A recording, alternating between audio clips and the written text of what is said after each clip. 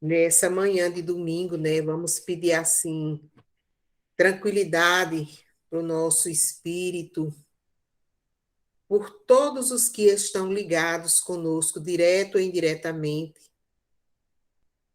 para que essa mensagem ela possa clarear a nossa percepção e compreensão acerca da mediunidade, da necessidade de auxiliarmos e também sermos auxiliados, né? O capítulo de hoje que nós vamos estudar é esse, obsessão e dívida. Se a gente fosse assim, esmiuçar, né, sobre todas as palavras, sobre todas essas interrogações assim minuciosas, a gente teria um bom tempo de estudo. Esse tema, ele leva assim uma oportunidade para a gente se debruçar mesmo no dicionário, em obras subsidiárias, porque no Espiritismo não existe obra complementar, porque o Espiritismo já é completo, e essas obras subsidiárias a gente encontra assim em Amélia Rodrigues, com tanta poesia, né? Tanto carinho que ela tem.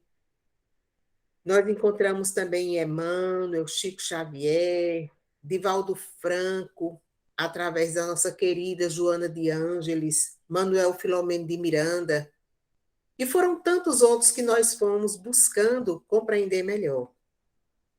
Então, nós vamos começar falando de Sinfrônio Lacerda, né? Um irmão que ele era de um grupo espírita. E a gente entendeu que Sinfrônio ele tinha um conhecimento muito grande acerca de obsessão, de mediunidade, de desobsessão, mas ele não tinha tanta compreensão no lidar, né? Muitas vezes ele ainda titubeava, bem assim somos nós. Quando surgiam casos de obsessão no grupo, recorria-se imediatamente a Sinfrônio Lacerda. Era ele, sem dúvida, o companheiro ideal para a situação. Dotado de altas qualidades magnéticas, sabia orientar como ninguém. Tratava-se efetivamente de um amigo generoso e bem intencionado. Não regateava a colaboração fraterna aos doentes, nem se inclinava a preferências individuais. Primava pela delicadeza e pela pontualidade, onde fosse convidado a contribuir para o bem.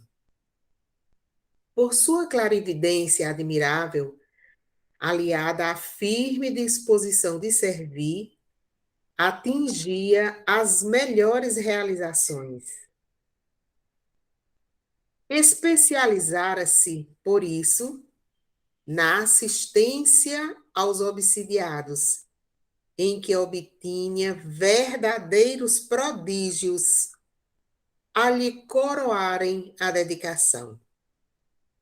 Sinfrônio, contudo, não obstante a inteireza de caráter e a bondade ativa em determinados setores do serviço, não se conduzia nas mesmas normas diante dos desencarnados sofredores ou ignorantes. Dispensava aos médiuns enfermos ou perseguidos o maior carinho, concentrando, porém, sobre as entidades em desequilíbrio a máxima rispidez. À maneira de grande número de doutrinadores, via nos obsidiados inocentes vítimas e nos transviados invisíveis os verdugos de sempre. Em razão disso, tratava os espíritos infelizes desapiedadamente. Não raro, Jerônimo, um de seus mentores espirituais, se lhe fazia visível e recomendava: Meu amigo, não te afastes do entendimento necessário. Não vicies o olhar no capítulo das obsessões. Nem sempre o perseguido está isento de culpas. Os que exibem a carne doente podem ser grandes devedores. Não desejo furtar-te ao espírito de caridade e serviço aos semelhantes, mas devo esclarecer-te que não nos cabe olvidar a obrigação de repartir os recursos do auxílio com as vítimas e os algozes em porções iguais. Por isso, por vezes, Sinfrônio, o desencarnado desditoso é mais digno de amparo que o encarnado aparentemente sofredor. As chagas abertas e as necessidades dolorosas permanecem nos dois planos. Não te dirijas, pois, às pobres entidades da sombra com descabidas exigências. Sê enérgico, porque todo sistema de construir ou restaurar demanda robustez de atitudes. Entretanto, não sejas cruel nas palavras. Atende aos perturbados da esfera invisível, com decisão e fortaleza de ânimo. Todavia, não excluas a fraternidade e a compreensão. Lacerda, contudo, parecia pouco disposto a observar os pareceres. Não sabia tratar os comunicantes perturbados, senão em tom áspero, como quem ordena sem cogitar dos direitos alheios. Frequentemente palestrava sereno e gentil antes do contato com os irmãos infelizes. No entanto, tão logo se via à frente dos transviados do além, assumia diversa posição. Emitia conceituação pesada e agressiva dentro de francas hostilidades. Desdobrava-se-lhe a experiência sem alterações, quando foi surpreendido por aflitiva ocorrência no próprio lar. A sua filha Angelina, jovem de 15 anos, revelou perturbações psíquicas muito graves. Assinalava-se-lhe a enfermidade por desmaios sucessivos e inquietantes. Em plena tranquilidade doméstica, caía de súbito, palidíssima, ofegante, perdendo a noção de si mesma.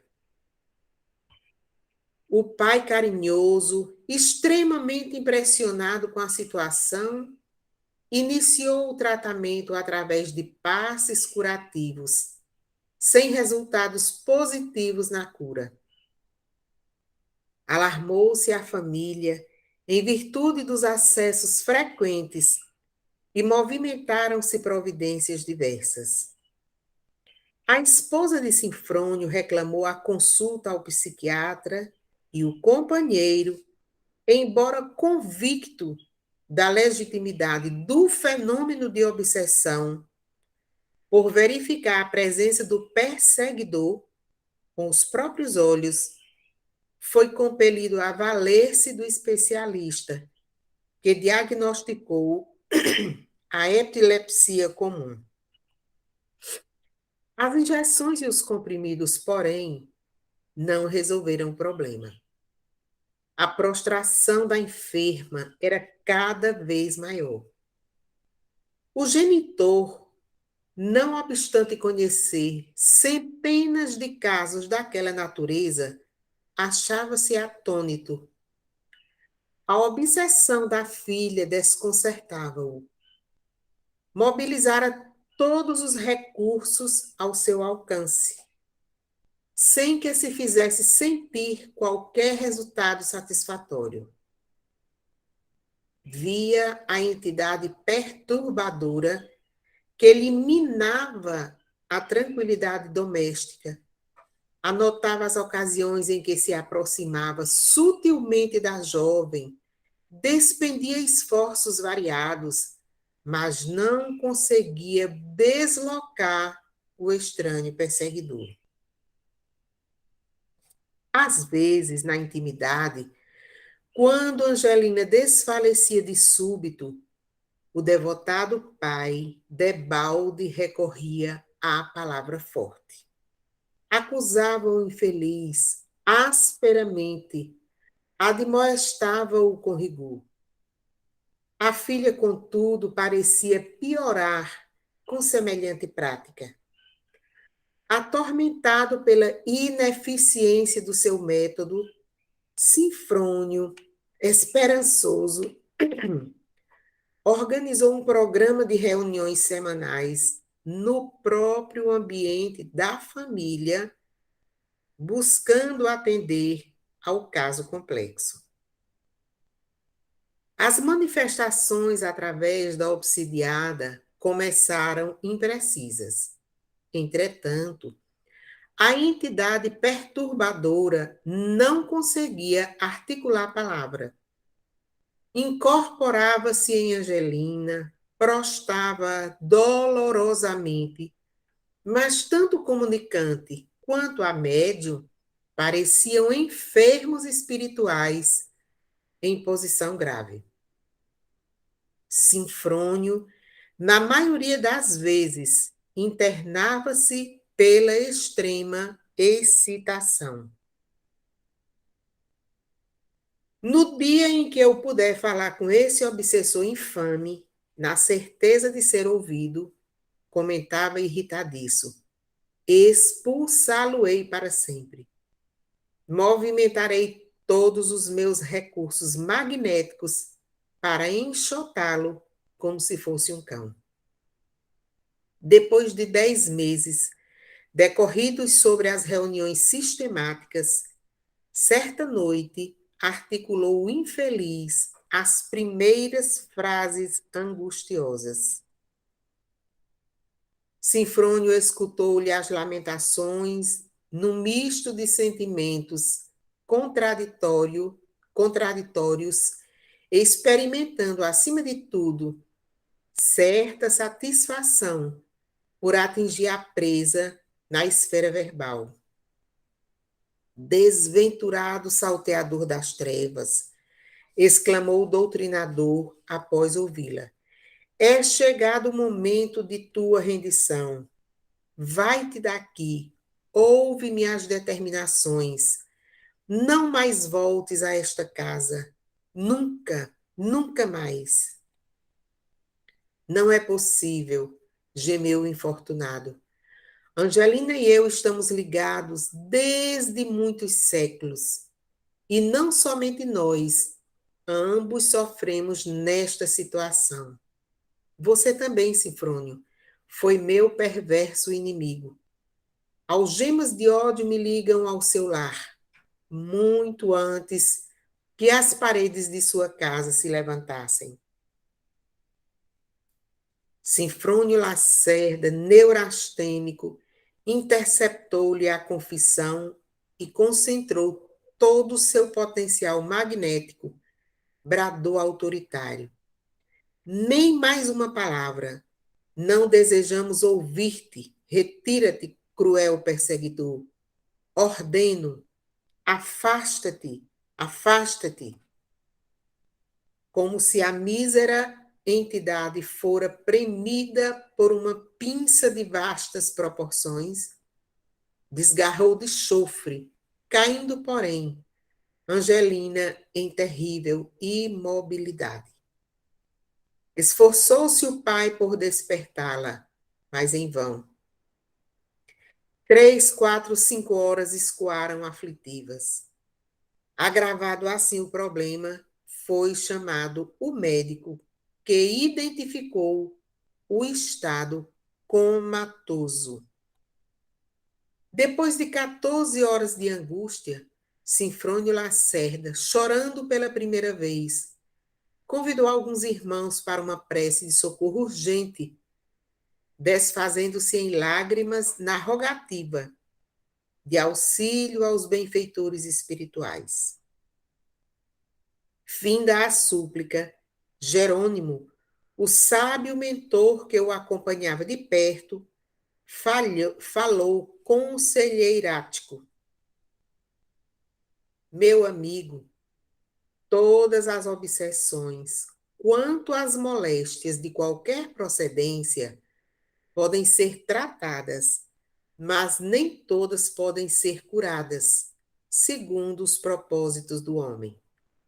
No caso de Angelina, temo-la profundamente unida ao obsessor, desde alguns séculos, quase na mesma proporção de tempo em que os dois se encontram intimamente associados ao seu próprio espírito. No passado, perturbaste-lhes o lar e agora, consoante a lei divina, procuram-te ansiosos de equilíbrio no caminho reto. Com o teu poder magnético, isolaste o perseguidor violentamente, mas não podes sustentar semelhante medida, sem grave dano para ti mesmo. Não se arranca o carvalho de 300 anos sem algum trabalho. Como não se pode desfazer uma construção milenária de um minuto para outro, sem ofensa à harmonia geral? Se não buscares a mesma entidade para junto da filha, utilizando o mesmo influxo magnético por intermédio do qual a afastaste, Angelina desencarnará em breves horas para reunir-se ao companheiro. Sim, agora compreendo, soluçou o pai aflito e acabrunhado indagou. Jerônimo, meu benfeitor, como proceder então? Ensina-me o caminho da ação por amor de Deus. O venerável amigo, com serena inflexão de voz, respondeu comovidamente. Esqueceste, Sinfrônio, que há doutrinações pela palavra e doutrinações através do exemplo. Traze o obsessor e recebe-o no teu santuário doméstico, afetuosamente, qual se o fizesse a um filho. Cura-lhe as mágoas, orienta-o para o Senhor. Ama-o quanto puderes, porque só o amor pode curar o ódio. E reparando que Lacerda chorava resignado, copiando a atitude do infeliz inquieto, quando em dificuldade na lição, Jerônimo concluiu: Não te sintas humilhado, meu filho. Tens agora muitos conhecimentos e possibilidades, mas tens igualmente muitas dívidas. E quem deve, Sinfrônio, precisa desembaraçar-se ao débito a fim de seguir em paz na gloriosa e divina jornada para Deus.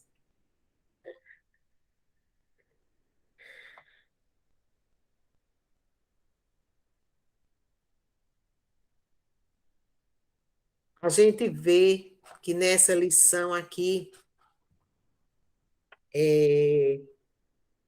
nós todos, né, estudantes dessa doutrina, nós buscamos, de uma certa forma, compreender o que é mediunidade, o que é, quem é o obsessor, todos esse conhecimento acerca da mediunidade, nós vamos encontrar tantas orientações e respostas no livro dos Espíritos, no livro dos Médiuns, no Evangelho segundo o Espiritismo.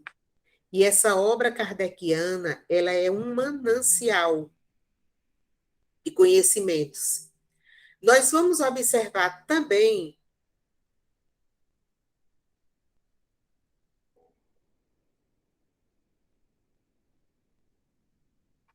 nós vamos precisar também de observar que aqui no livro de Divaldo Franco, né, pelo espírito Manuel Filomeno de Miranda, do capítulo 15, o livro é esse, Mediunidade, Desafios e Bênçãos. Tem um trecho importante que eu gostaria somente de elucidar aqui, que diz o seguinte: Hospital de Almas. Os centros espíritas, mediante as reuniões mediúnicas de desobsessão, desempenham nesta hora um papel relevante na recomposição moral da sociedade, orientando e elucidando os inimigos desencarnados que laboram contra o progresso, ao mesmo tempo demonstrando-lhe a inutilidade de suas condutas, porque a fatalidade da vida é a conquista da plenitude, e nenhuma das ovelhas que Deus confiou a Jesus se perderá. Então, a gente vai observar que Sinfrônio, ele tinha conhecimento, né? Mas ele não tinha a compreensão a respeito do sentimento, né? E aconteceu que ele, quando era uma prática sua, quando antes na palestra, né, na fala, do que antecedia a reunião da prática mediúnica, ele era todo doce, afável, cordial, mas na hora da prática, de fato e de direito, ali, ele agia de que forma? De forma ríspida, de forma sem a generosidade, sem o carinho, a atenção necessária que essa entidade precisa, que esse irmão que chega ali para ser esse atendido nesse momento, busca conforto, busca aconchego, acolhida, e isso Sinfrônio Lacerda, ele não fazia. Então, havia uma discrepância entre a teoria e a prática na vida dele enquanto enquanto mediador na reunião espírita. E eu acredito, assim, que foi providencial, aconteceu dentro de sua própria casa. Com quem? Com o seu rebento, o seu ente querido, mais querido, que é sua filhinha. E essa menina foi acometida de uma série de dificuldades, inclusive fazendo acontecer desmaios sucessivos. A mãe, preocupada, por várias vezes levou ao médico, psiquiatra, né? E sim, tem uma questão também, que é a vidência que Sinfrônio Lacerda tinha. Ele via o obsessor, ele via também, sentia a presença do seu mentor espiritual. E esse mentor foi avisando que ele precisava ter mais cuidado, que ele precisava ter mais disciplina, digamos assim. E quando isso aconteceu, nós vamos ver que foi um caminho de volta que Sinfrônio fez. Foi rever sua prática doutrinária, foi rever suas atitudes enquanto estudioso que era, era uma referência no centro espírita, e aí a gente pergunta, eu trago sempre para mim, e eu, enquanto participante, enquanto estudante, enquanto médium que sou, qual é a minha atitude nas minhas vibrações na reunião espírita? Qual é a minha atitude na minha condução na reunião como dialogador? Quais são os meus sentimentos? Jesus nos orienta que não façamos aos outros o que não gostaríamos que fosse feito conosco. A mesma coisa é na reunião mediúnica. Ah, mas ninguém está vendo ali, ninguém está vendo os espíritos. Alguns não veem, não têm evidência, outros que veem. Mas mesmo assim, mesmo que você não tenha a visão, né, você trate os outros com dignidade, com amorosidade. Essas vibrações de amor nossas, elas precisam ser colocadas para fora. É agora, né? Quando eu vier numa futura reencarnação, bem melhor não. Elas precisam sair de nós. Elas têm que serem executadas, porque, como diz aqui no livro, existem complexidade de obsessões. Às vezes, a gente não compreende, não entende o que é que está acontecendo. Por isso, a necessidade nossa do estudo. Por isso, a necessidade de buscarmos, né, dentro das leis soberanas da vida, essa oportunidade de cuidar do outro, mesmo que ele esteja aqui numa situação de obsessor, desencarnado. Eu preciso cuidar desse irmão, ser doce, fraterno, acolhedor e conversar, dialogar com ele. Mentalmente, vamos fazer esse exercício, buscando esses estudos que a gente faz. Nós estamos cheios de cursos, e cursos, e cursos, e cursos. Cursos até de paz. Tem uma mensagem curtinha de Chico Xavier que ele fala: curso de paz, pequenininha. Que a gente, o mundo está cheio de curso de paz. E nós não estamos querendo fazer valer esse diploma desse curso de paz, esse certificado, né? Então, essa paz, ela acontece dentro de nossa casa, na nossa casa espírita, tem que acontecer todo dia. Esses conflitos humanos, essas obsessões coletivas que a gente vê acontecer hoje, que a gente vem acompanhando através das mídias, né, dos noticiários, eles são ora resgate, ora provocações, mas seria tão bom que a gente pudesse dialogar. Não, a gente vai revidar. A gente quer de forma assim, arbitrária, tentar manter a nossa autoridade. Aí eu pergunto, minha gente, autoridade de quê, pelo amor de Deus? Nós estamos todos passando por dificuldades. E se eu puder diminuir, amenizar, se eu puder enxugar uma lágrima aqui, eu não irei? Então, é melhor pedir para sair. A gente vê o Evangelho toda hora nos convidando.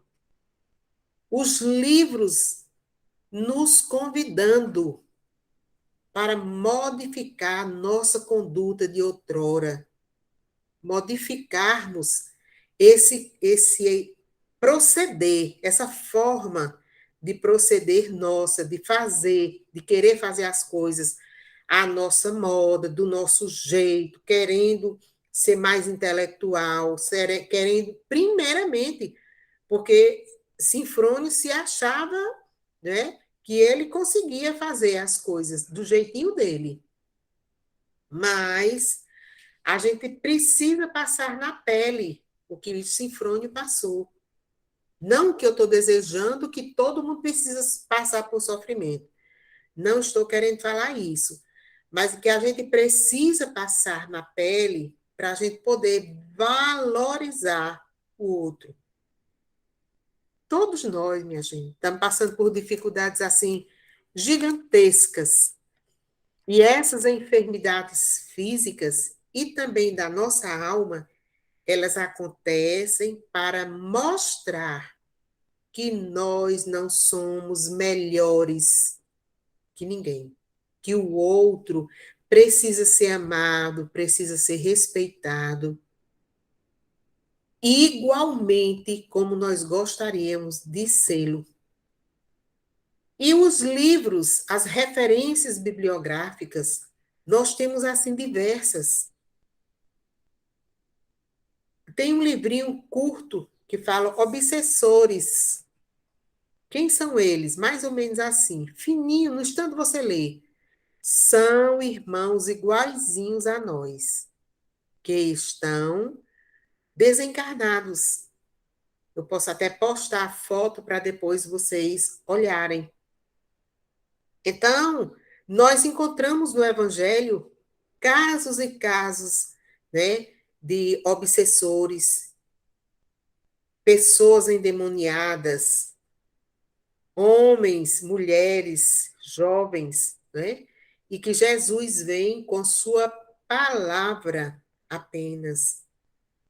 O poder magnetizador de Jesus, o amor de Jesus, que curava todas aquelas situações de dificuldades. Uns de forma física, outros de forma espiritual, mas que foram curados por Jesus. E a mediunidade é um serviço santo também. Nós somos médiuns dentro de nosso lar, nós somos médiuns na rua, no supermercado, no centro espírita. E tem também, nós somos tão privilegiados que tem um dia que a gente se dedica na casa espírita exclusivamente para estudar a mediunidade. Então, vamos mergulhar nesse estudo mesmo com seriedade, com reflexões. Leu aqui, posiciona-se, vai buscar outras fontes. Eu estou num grupo, São Paulo, mais ou menos, que estuda mediunidade, todo sábado às 18 horas. 1 hora de estudo. E ontem foi o capítulo 1 de Nos Domínios da Mediunidade. O, o, o condutor, ele trouxe 5 itens do capítulo 14 do livro A Gênese, para a gente refletir, o livro dos Espíritos e o livro dos Médiuns. Foi uma lição de casa, para a gente compreender com maior profundidade o capítulo 1. E a perícope do capítulo 2, ele já passou para nós também. O que nós vamos estudar nessa semana, para a gente compreender com maior profundidade, que ela ainda vai trazer também outros apontamentos do capítulo 2. Então, uma coisa que desencadeia outra, né? Esses estudos, eles precisam ser aprofundados por nós. E vamos pedir a Deus, nesse momento, que nos oportunize sermos esses dialogadores mais amorosos, não só na teoria, mas também na prática. Eu agradeço a atenção de vocês e